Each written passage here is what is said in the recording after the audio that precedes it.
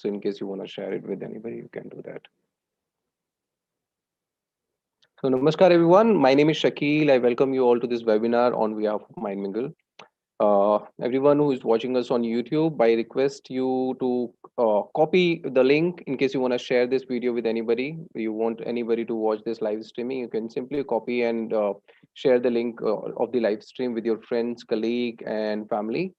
So this is the seventh episode of our webinar series called Meaningful Living, Learning, and Livelihood.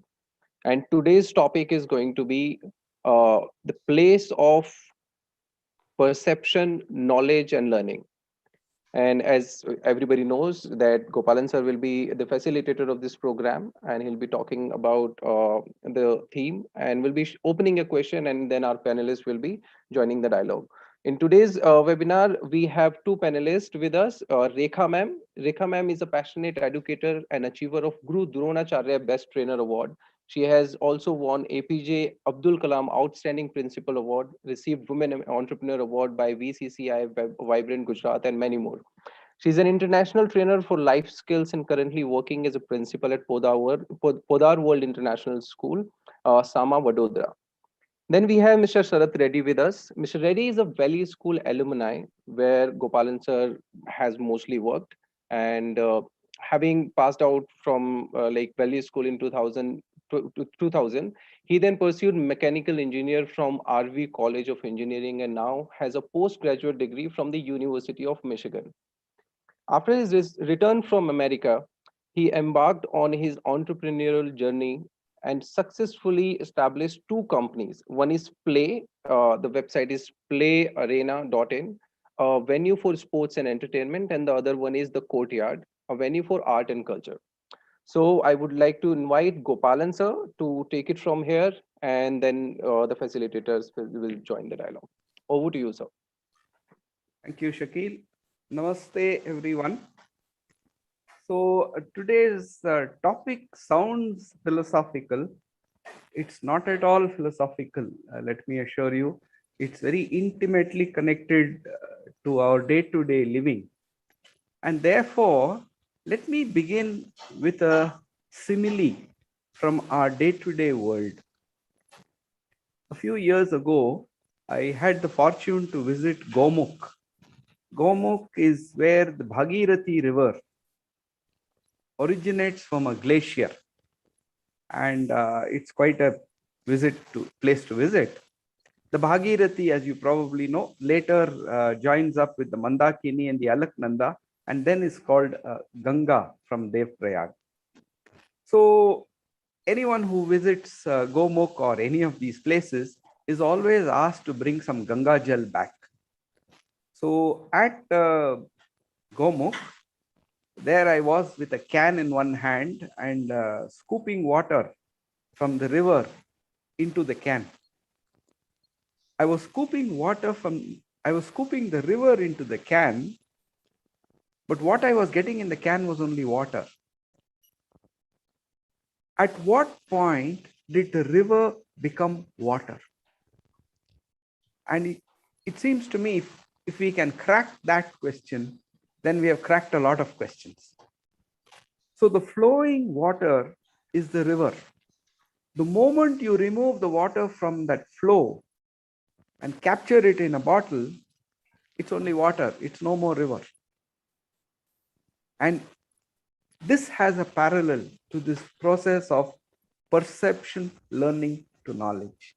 And that's what I would like to open out a little bit today, and why it's so important to bring this quality into living. Because only if it comes into living will it then go into education. So let me only talk about living. Now, we know that the human being comprises of a life energy, which is when it's there, we are alive. When it's gone, we are dead. There is a body, which is a very gross body, essentially inert by itself. And then there is the mind, which operates this body and has to give instructions at every level. So there are these three: the life energy, the body, and the mind. Now, energy is always in motion and it is boundless. There is no capturing or fencing energy. There is no way that can be done. So it's always in motion, it's boundless. The body, being an inert object, can never move at the level of the life energy. Body is the very antithesis of that energy. Solidified, gross in one place, can't move anywhere near the pace of that energy. The mind originates from the body, that is the brain. It's a field. It has no solid existence.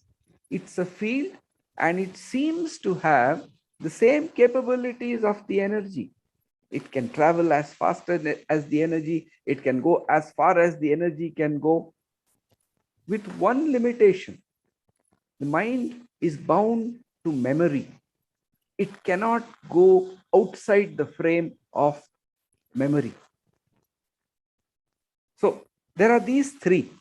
So which of these three can be in contact with this movement of perception? That is really the challenge. So we need to first ask, what is this movement of perception? The human entity, energy, body, and mind, comes into contact in the world, and that contact generates sensations in the sense organs, the eyes, the skin, the ears, the tongue, the nose. Now, those sensations are transduced into signals, electrical signals, and sent to the brain. And at the brain, perception happens. After the perception happens, the process of thought arises, which then recognizes that perception, gives it a name, and then imagines what what it can do with the perception, and the whole chattering of thought begins. So perception is first through the brain. The sensations originate in this gross, immovable body, come to this brain, and the brain is able to have that perception, which is in that moment complete in itself. But there is no way we have of knowing that perception is taking place. We only know when we speak about it, which means we are already outside the perception. This is the dilemma with which we are caught. So these sensations are 24/7, non-stop, from the moment we are born till we die. And if you look at our minds, the shortest time interval we can physically contact is about half a second. When you say one, that's 1 second. So about half a second is what we think we can actually imagine or conceive. But motion picture, the movie industry, when it came up with animation and discovered this whole process of creating a continuous movie, it did some calculations, and it found that if you are able to play 30 images per second, the human mind is deceived into thinking that there is continuity. So it seems 30 frames per second is about 0.03 second, 300th of a second for one frame. That seems to be the shortest time frame that the mind can recognize. Beyond that, it all coalesces into one movement.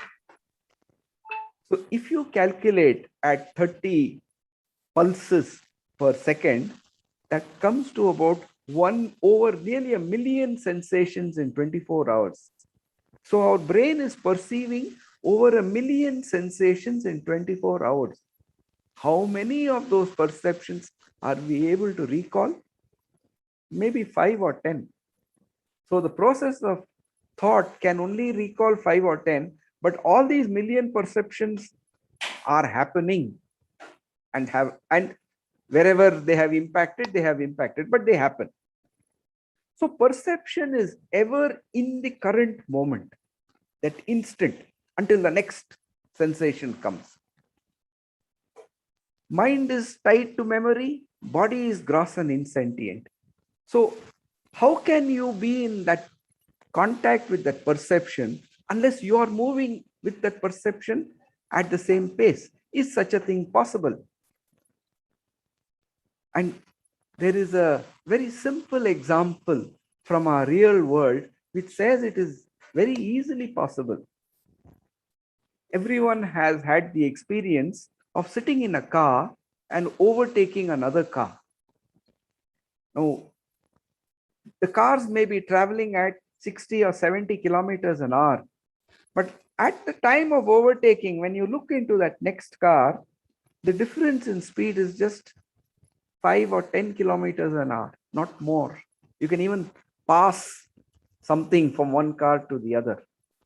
And this ability to pass from one object to the other in motion is used by military aircraft when they do mid-air refueling. If you have ever watched a video on mid-air refueling, extraordinarily dangerous and tricky move, but it's done all the time. You have one tanker aircraft flying at a certain altitude, and then this aircraft which needs to be refueled comes to within 50 feet. That's just 25 meters. 50 feet of this aircraft, a pipe is passed from the tanker which goes into the other aircraft, and fuel is passed from one aircraft to the other. Both the aircraft are traveling at about 400 to 500 kilometers per hour. But relative to one another, they are stationary. And that is why physically it is possible to connect. And this gives a clue. We know the body is inert, it can't move.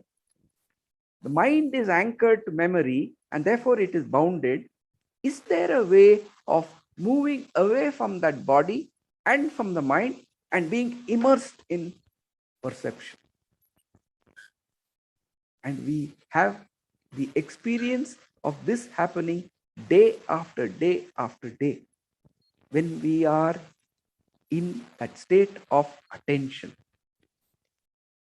When we are listening to something, some music, we are watching something very captivated by it. We have no knowledge of watching. We are just immersed in it completely. In that state of attention, we are one with perception. So this happens to us again and again and again, more when we are young, less as we are old, because as we are old, we are more in the world of our own intellect and imagination. So what brings about this attention becomes an interesting question to ask, because attention seems to be the gate to be in contact with perception. And you can easily see that attention comes about only when there is involvement. You can't be forced to be attentive. You can't be directed to be attentive. But when you are drawn into something, you get involved. So the involvement is the beginning of attention. How do you encourage involvement? No. Can you encourage involvement if you have a goal or a target to achieve? Obviously not. Because then the goal or the target decides which way to go. And you can see how in the structure of our living, from a very early age, goals and targets become the essence of our life. And therefore, we move away from attention right from a very early age. Very young children, you must have noticed, they can be involved with what they are doing. But we say, hey, enough. Now it's study time. Come here, come inside, sit down. You have work to do. And it's the same thing we do with ourselves. I'm in school now, I'm in college now. I have to get a degree. Then I have, so that I can apply for a job. And our minds are all running up there. So the goals become the blinkers through which we live. And attention and involvement take a backseat. So isn't every goal or target an imaginary destination that may or may not happen? It's entirely in imagination.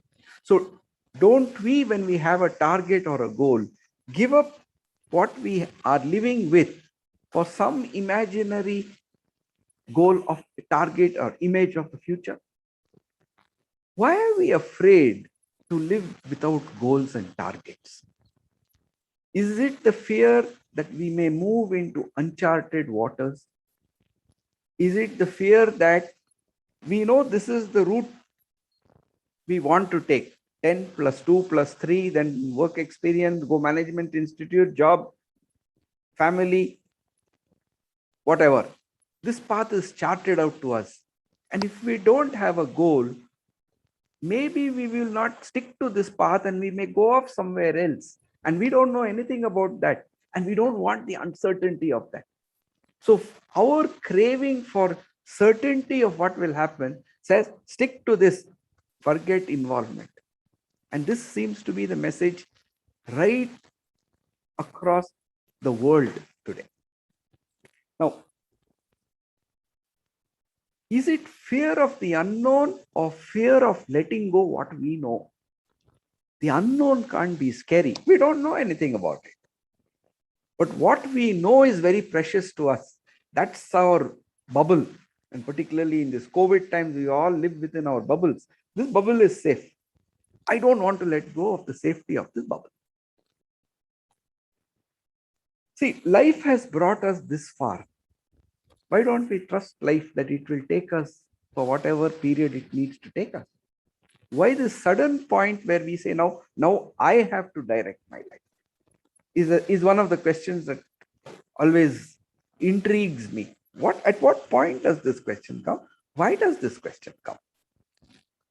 Perception must lead to learning, and learning must lead to knowledge, because perception brings you the discovery, and then when you articulate the discovery, you have the knowledge.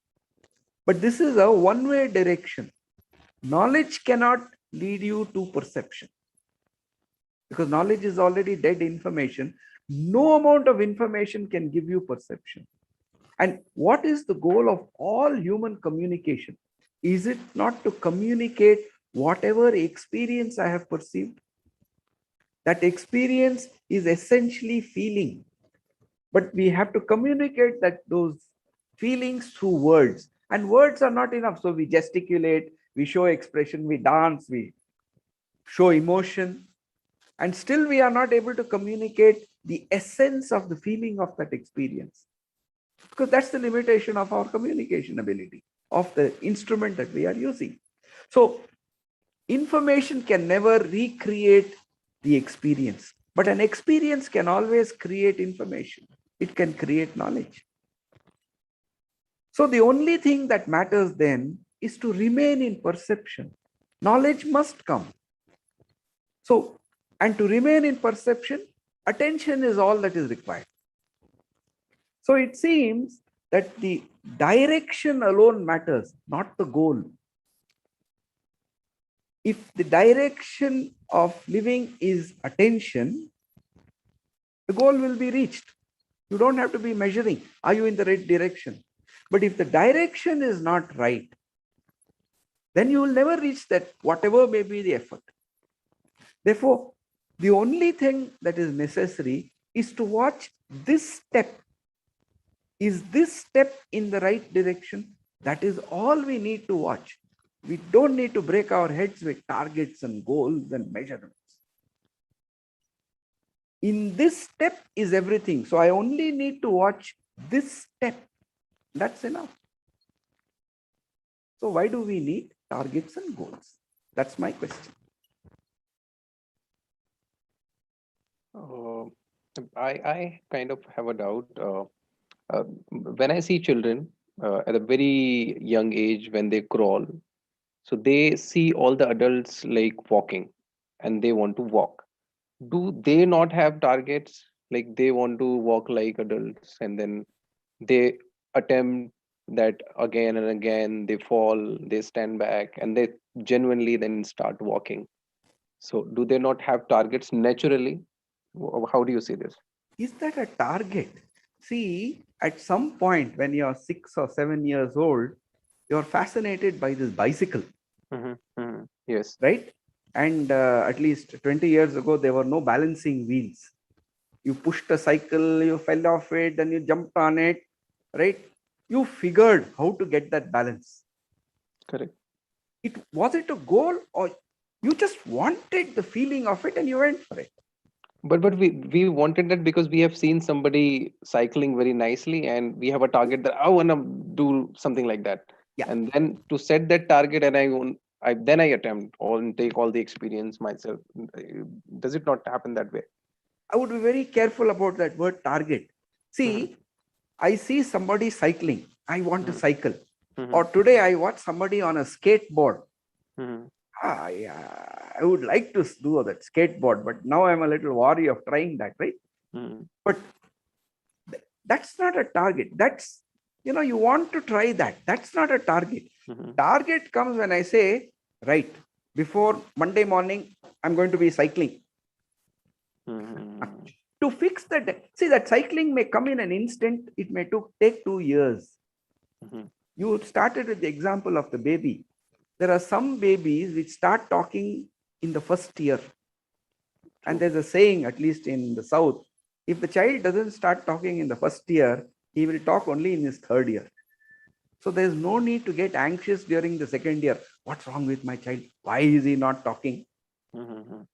But you see what happens today. Today, if my child is not talking at the end of the first year, I need to go and check. Should I do an audiometry? Should I verify whether he's got a hearing deficiency? We get caught in that because we're driven by those targets. Right? Where is it written in stone that everything has to happen on a prescribed date from the day you were born? It's an opening. Correct. So, target in the sense which particularly, whether somebody fixes or I fix, to say, by this time, I must complete this. Isn't that what this 10 plus 2 plus 3 is? Absolutely. In 10 years, you must finish class 10. Why? Absolutely. Somebody may finish it in 5 years, somebody may finish it in 15 years. Why should I complete it in 10 years? So true. Rekha ma'am, would you like to say something on this? You have to unmute yourself. Yeah.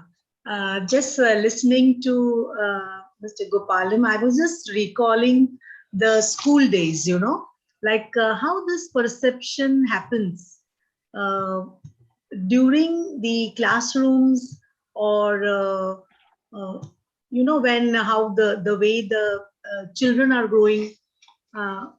Sometime the way we communicate with the young children, also we need to have a lot of opportunity to reflect. So once the teacher told in the classroom that let us find out who is the most talkative child in the class, and a very bold child got up, and he said that to the teacher that you, and I was thinking that yes, and how you perceive, how children perceive the things, how we adult perceive, and it's so essential to understand that with the perception how learning and knowledge happens. When you change the way you look at the things you look at change. And here the way we communicate with children is so very important. And listening to it, I was thinking that yes, we all have to learn how to communicate, so for the better perception and for better learning and better looking at the things. Yeah, but there I would just like to ask, can I communicate something which I myself am not living? Yeah. Right? Therefore, whether I'm a parent or I'm a teacher or anybody, I will only communicate what I am living. So that's why this webinar series said living, learning, livelihood. Everything begins with how I am living. Am I living with that quality of attention? Then I may be able to communicate something about it with anybody I interact. Then knowledge interferes. because we get a lot of data, information, and we never experience that. So we can talk about black holes without experiencing it ourselves. And Exactly. so, and then black hole is like that's like science, but in daily life also there are so many things that we don't experience, but we like to give advice on without experiencing ourselves. So that's one of the problems. Sarji, would you want to add something, share something? Yes, yeah. So when Uncle was talking about perception, it really seems like it's a fascinating thing, and also, I find it very fascinating because perception is not, constant. The although the sensory inputs is the same for everyone, what we perceive, how we perceive is completely different. So even in the state of attention, if you're completely aware of everything around us, we are bombarded by, countless number of, inputs coming in, but we only perceive, a minuscule fraction of it. So who decides, what we perceive and what we don't perceive? Just as an example, I could be walking down the road. There could be a gulmohar tree in full bloom and maybe a BMW parked under it. You know, at that instant, different people choose to, perceive different things. Somebody may look at only the tree in full bloom and completely miss the car, and for someone else, the BMW is what catches your eye, so who decides this? Who decides what you perceive? Because the number of, sensory inputs are, it's countless. We cannot possibly perceive everything that is coming in. So, is this something which is instilled in us? Is it instinctive? Or is it something that we imbibe, from our surroundings and things like that? I think that is what fascinates me about perception. It's different. Given the same environment, you perceive different things. Sitting in a class, there are 30 kids, the teacher is teaching, everyone takes something, different away. You can rest assured that not everyone is learning the same thing, perceiving, being equally in attention. Everyone could be in attention, but, they are probably gathering different things. Who decides what they gather? That to me is a fascinating question, worth pondering about. Is it something that we uh, uh, grow up with? Is it instilled in us? Uncle, any thoughts? Yeah. So there are, again, you see, the two processes are mixed, are meshed together in what you said. There is perception and there is articulation of the perception. Our measurement of what somebody sees is only from the articulation. So somebody went and only perceived the BMW and didn't talk about the Gulmohar tree, doesn't mean he didn't perceive the Gulmohar tree. He articulated the Gulmohar about the BMW. Just to interject, Uncle, there are times when you completely miss it. There could be a car and a gulmohar tree, and to someone, the phrase that they use, it caught my eye. It just doesn't register. The tree might not register or the car might not register. But if you're in tune, if your upbringing is, with some sense of appreciating nature, then the tree might, be something which pops out. That is what you perceive. And it could be the other way as well. For different people, it could be something else. So again, we think that only what we have articulated is what we have perceived. Probably that's true at the conscious level. But if you go into the experiences of people like Jung and other psychologists and psychoanalysts, what they point out through their work with patients is that at the conscious level, you are able to recall certain things. But if your conscious level is quietened down through a process of hypnosis or some such method, different articulation happens and you never even knew it was there. And sitting under that conscious, in the unconscious and the subconscious, it was actually driving you and you never realized that was the cause. So when you address, for example, a deep-rooted fear in somebody, he's afraid of the dark.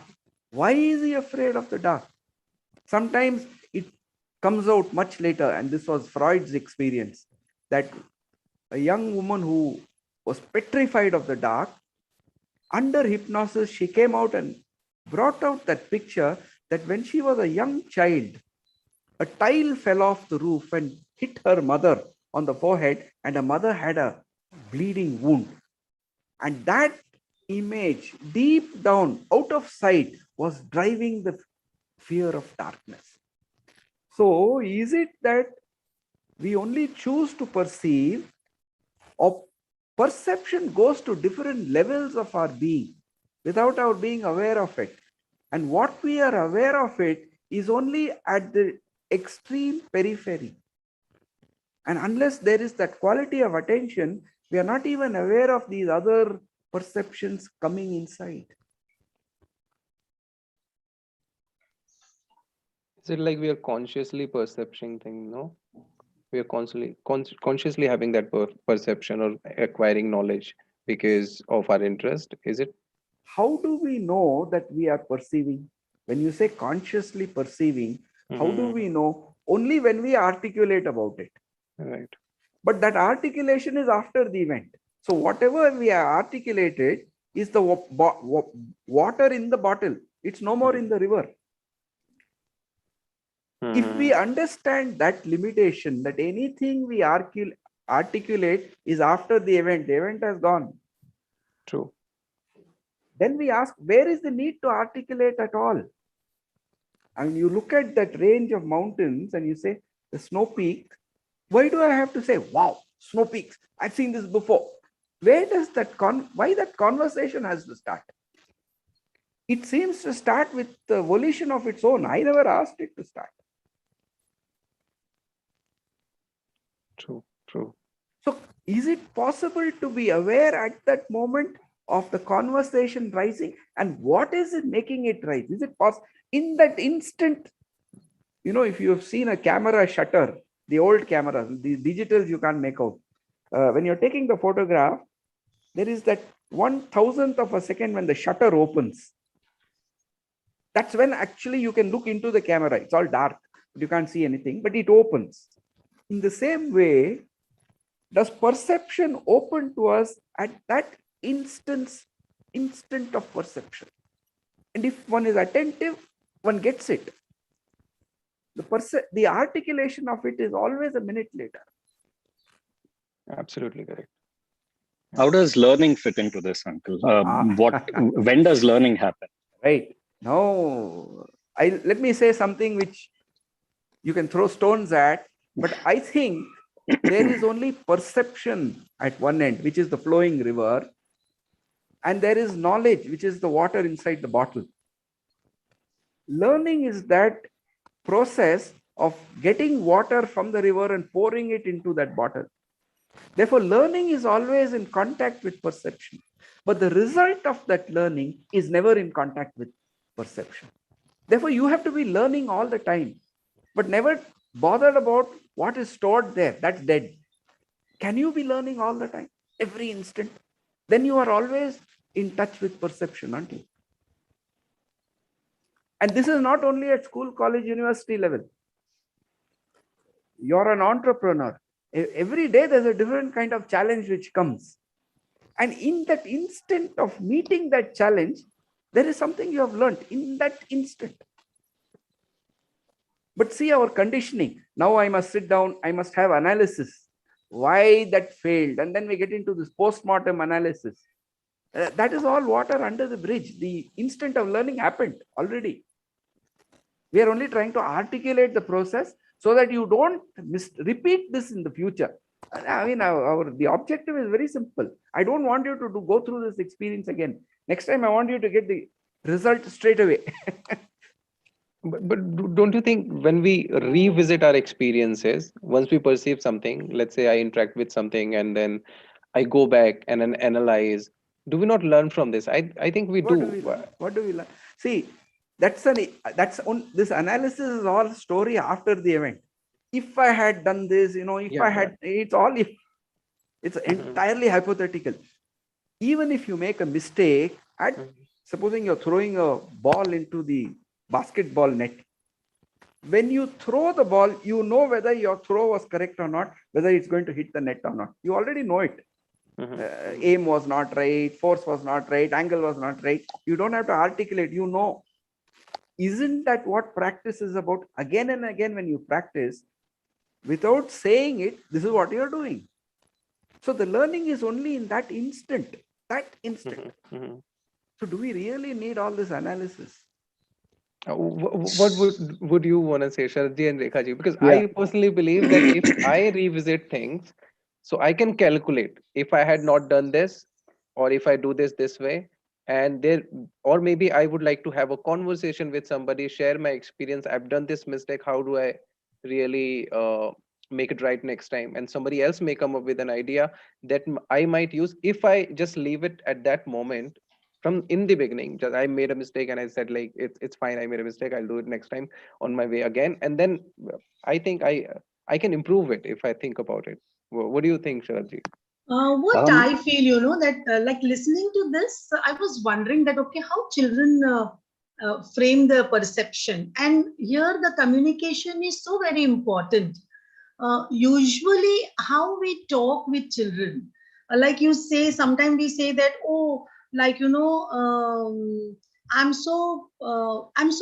you are so smart, I'm very proud of you.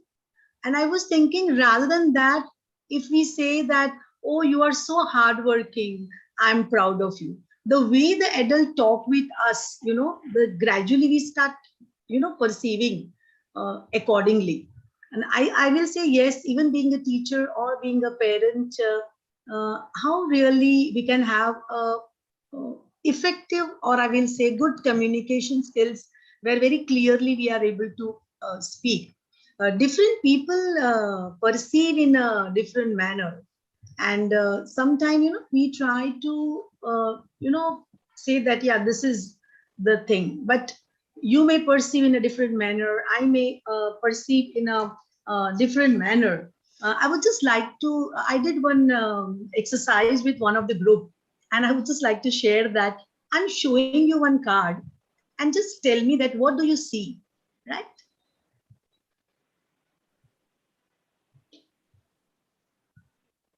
Three balloons. Balloons. But yeah. I can see stars.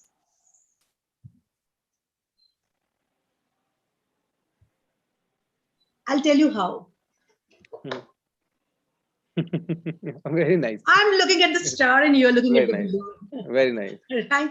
And I'll say, yeah, this is, I'll say, yeah, it's so nice to even talk and listen and understand about the perception that according to what we see and we think, we frame our own perception.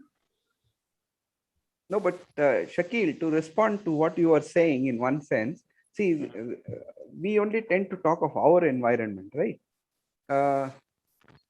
If you had to cook in the kitchen, we probably cook for one person or two persons. That is one exercise. We manage our cooking.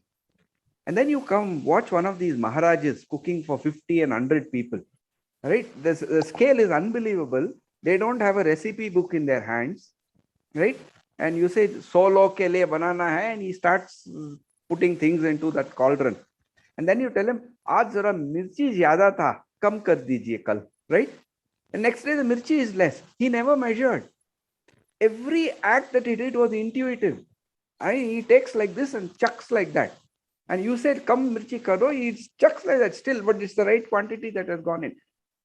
That kind of, you see, it's entirely at the level of action. He's not analyzing there.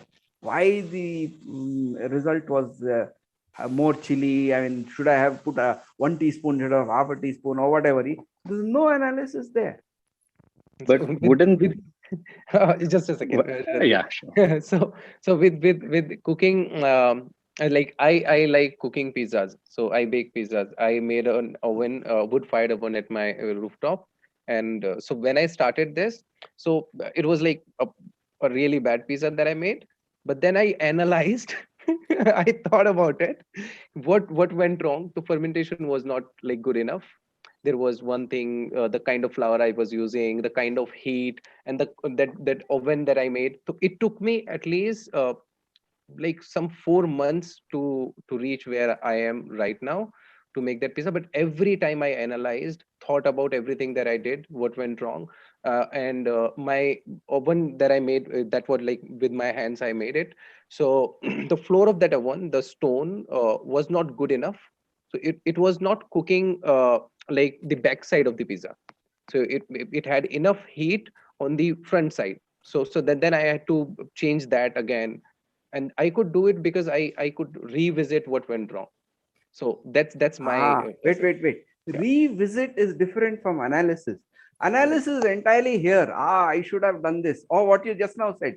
The one side of the pizza is cooking, the other side is not cooking. Mhm, Perhaps the stone is not correct. That is that analysis. But you have to revisit, mhm, which means mhm. you have to do it again, right? Yeah, yeah. If So you so is it action?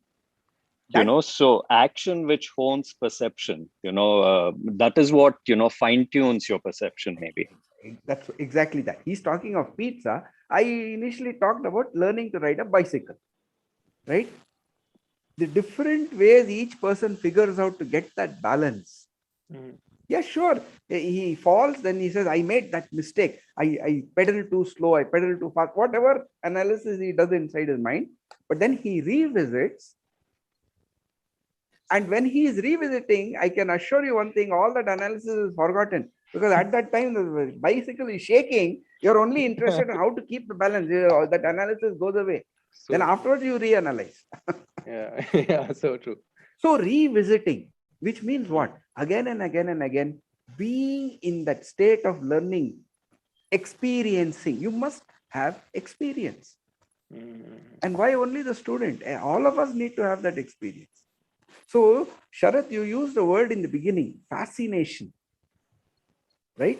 See, a young child is fascinated he sees, wonderstruck, right? You just hang a colored paper over his eyes and for hours together they can watch. Why is it that as we grow up, we lose fascination? We have all the technology in the world to work on that fascination, right? Today we have tech, people come around here bird watching. They bring cameras with lenses 3 feet, 1 meter. So much technology is available, right? Those ones are the really charged ones. They come with all that equipment, walk around the forest. They want to capture images of birds. They are fascinated by birds. The fascination drives you to do things. They are not pushed. Just giving them a target. Hey, Mr. 3 pictures today. Nobody gives a target. Fascination drives them. And they are all adults. So would that fascination lead to perception? Because they will be more sensitive to a bird and a tree. Right, Maybe others would not. right. So, why is it that only such few people come bird watching on a Sunday morning at 5:30 in the morning? They're not sleeping. They're here at 5:30. That means they've left home at 4 o'clock, right? So you can see that without targets, people can be motivated. Is it important to find that motivation which doesn't require a target, which is an inner motivation? But then, are you prepared to accept that that inner motivation may not go in the direction that you want it to go? but Somebody says, I want to watch birds. I don't want to go study this stupid economics and history and whatnot. I be prepared to allow that. I but guess that inner motivation is what drives learning. You define your inner motivation, as in passing, finishing your education in 10 years could be the motivation for some. It may be something different, but that motivation probably drives what you learn and how you learn. So, is that the only thing we should be focusing on? On the environment which allows that inner motivation to be sustained and become a flame, become such a fire that says, this is the only thing I want to do. So the question here is, the motivation can be different, for different people Of course, entirely. yes, What motivates one might not motivate the other. absolutely, So the path to absolutely. learning as well could be completely, yeah. Yeah. So just because we have a school, one building with 25 teachers in that building, does it mean that all students have to follow the same path, or within that structure, an individual education is necessary? That's the only, individual living is necessary in this world.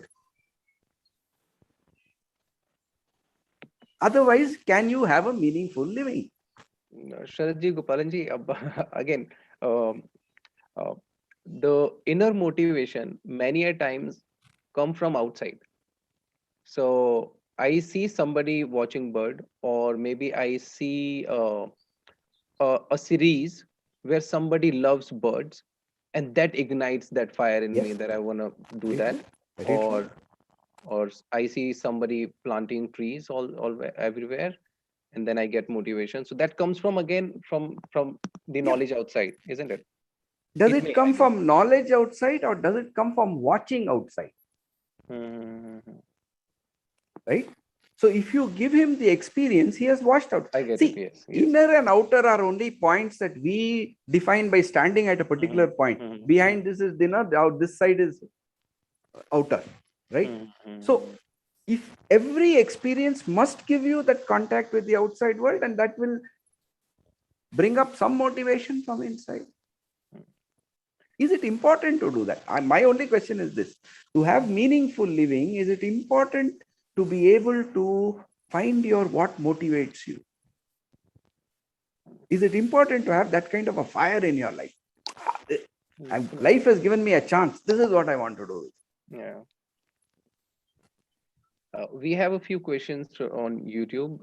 Hareshwarji is asking, isn't it desirable that we are clear whether perception and observation are the same thing? See, who is going to say that you are clear? Only you can be clear for yourself. There is no outside person who can say, yes, this is perception, this is observation. And this would be splitting hairs. Do I feel a contact with what I'm doing? Do I love what I'm doing? Am I happy with what I'm doing? If I am, would I want to ask any other question?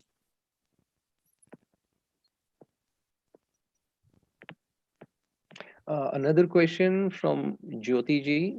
What is the difference between fascination and passion? And then there is another question: is fascination about anything at all? Isn't fascination just a quality? Two questions. Sharath, would you like to respond to that? What I is the think difference? fascination is something which is instantaneous. Passion is something which is something which you sustain. So you can be fascinated, but unless you follow that up by sort of exploring it a little more, learning about it a little more, it does not translate into passion. So I think that is probably the subtle difference between the two. So are you saying that fascination can grow into lead to passion? Yes. Yeah. Fascination is the seed. Passion is the tree. more than to use a different simile, can I say fascination is the spark, right, and passion is that is a blaze, fire. and all we should be doing is encouraging that spark to become a blaze. So true.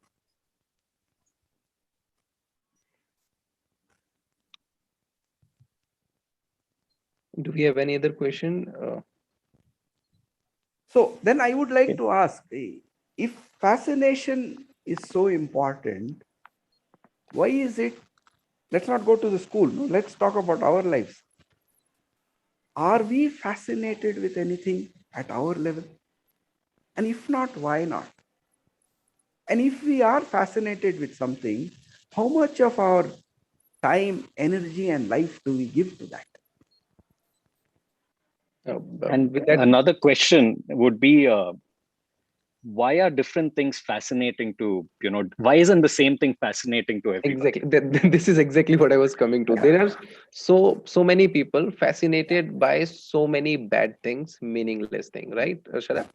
So Yes, yeah. and in that case, they pursue this, and then after their 40s, 50s, they realize that whatever they did wasn't good, and they get into mental trauma and all, and they change their job and so many things in life because they did not pursue it initially they thought they were passionate or fascinated about something. Yeah. So can there be that dialogue with the other person to explore why you are fascinated by this? Is it the thrill of it? Is it the excitement of it? Is it the thrill of doing something which is forbidden? And what is the implication of pursuing a fascination like that for the sake of thrill? What is the will how long will a thrill last? And the next thrill, will it have to be more, the same, or less? And why that fascination for thrill at all? To be able to watch, not get answers from somebody else, but to watch in oneself, what is the root of that fascination? Isn't it analyzing fascination? No, watching is Before wait, experiencing it. wait, wait. You can analyze at a certain level, at the level of the intellect. But if we say that, look, the root of this fear is some image that I saw as a child, I don't even know I saw that image, analysis will never get me that root. But in that moment of perception, like the shutter of a camera, there is an instant when it's open. That is that instant when I can see it. So in every act of mine, if I'm watching, what is the motive? Why does this fascinate me? It may tell me its story. Would that be analysis? Just watching every moment. Why is it that I am partial towards this sweet and not towards that? Just to watch it, not analyze it.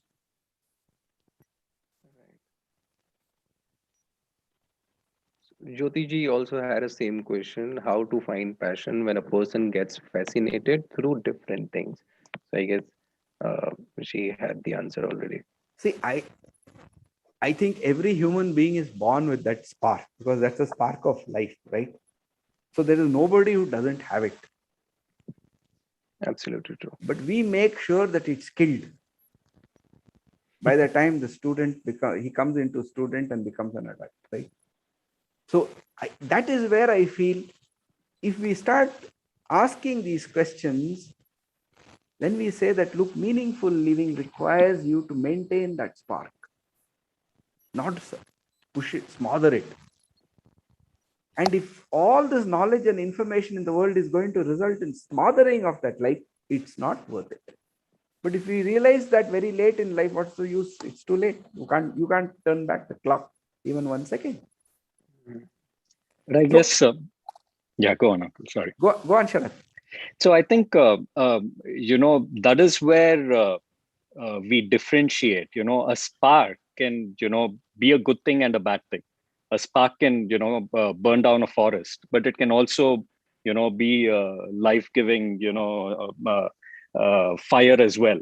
So I think the ability to discern the two, to have the right motivations. If you identify the spark to be something which is not something that helps you grow, you should be able to sort of understand that will not lead to something which is perpetual. I guess that probably is that instinctive, or is that something that you learn? So is discernment a quality that can be encouraged to grow?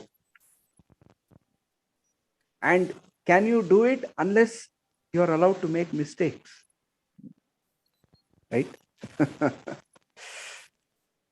So a mistake is a stepping stone to discernment. Is it a problem? That's why I'm very impressed with this the startups. When you go with the CV and say that I have started 4 startups and they all failed, that's not a disqualification, that's a qualification, because you have the experience of 4 failures. Therefore, you are ready for something different. Whereas we always think, first attempt, if you haven't got it, that's a black mark on your CV. So the 4 attempts actually, aid in your learning, which leads to knowledge, I presume. Does it not? Yes, absolutely. Rekha, ma'am, would you like to? Sorry, you have to say that again. Go ahead, Sharath. So I just used the word knowledge. So what is the difference between knowledge and wisdom? We spoke about knowledge a couple of times. Yes. So I think we'll have to keep that for another day, because it's an investigation by itself. Yes. But I think it's very important to understand, because particularly I think we get mixed up.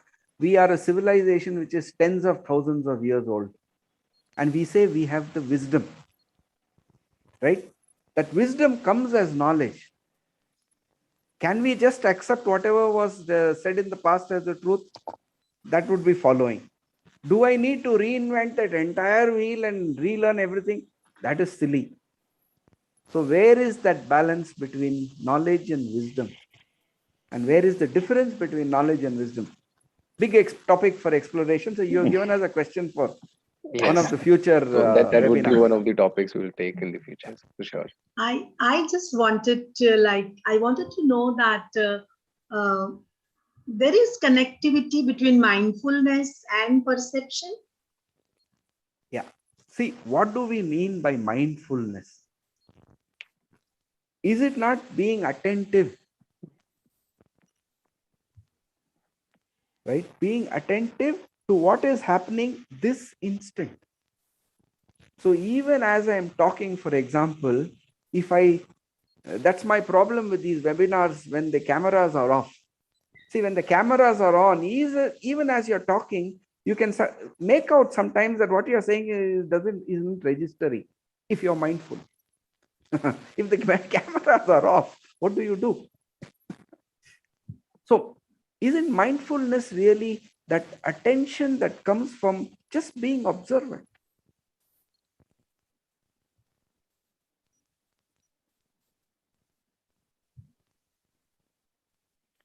So one last question, I guess we've kind of addressed it, but Jyoti ji is asking, how does one understand what's the right thing? It's very important question, I guess. See, right and wrong will only be understood after the event. It's that example of you throwing that ball into the basket, right? The instant you've thrown, you have made a mistake. Was it right or wrong? It was not planned, right? You went in with attention, you did it, but it's not right. Right it's after not, doing it. After the ball leaves your hand, it's not right. Not right in the sense it won't reach the target. That's all. This right and wrong is always related to the target that we want to achieve. If you don't have a target, would there be right and wrong? You're muted, Sharath. Without a target, would there be learning, Uncle? Because, without the basketball ring in front, if you're just throwing balls, what is the point of it? You keep missing. There are many wrongs before there is that right. So that aids in learning, maybe, because there's a target in front. Do you need to measure that I have thrown 1,000 times and I still haven't got it? You have the target. It's the measurement which is a problem, right? I've had 1,000 failures and you had only 900 failures. So you're better than me. All this comparison starts the problem. But if my only target is to get, it's like threading a needle. Go on doing it. And finally the thread goes through. Why it went through in that attempt? You can't explain. It went through. So do you need a target? When I asked, do you need a target? I meant, you need a target against which you have to measure.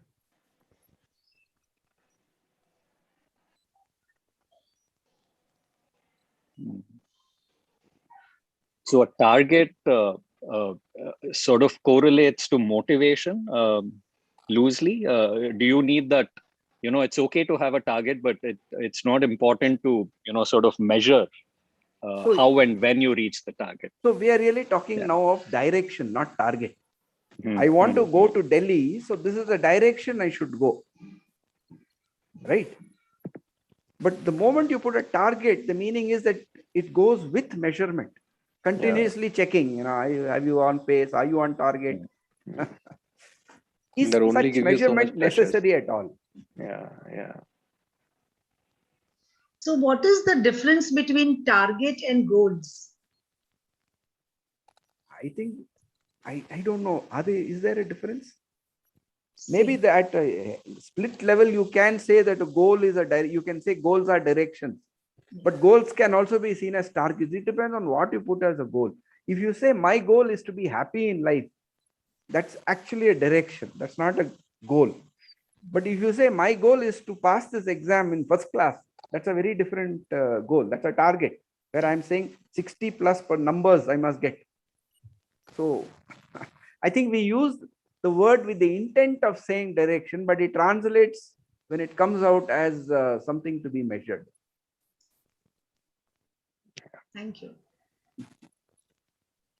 So it's 7:03 right now. So thank you very much, Gopalan sir and Thank Sharaji, you. Rekha ma'am. Thank you very much. It's been a lovely discussion and a conversation. And everybody watching us on YouTube, thank you very much for joining us.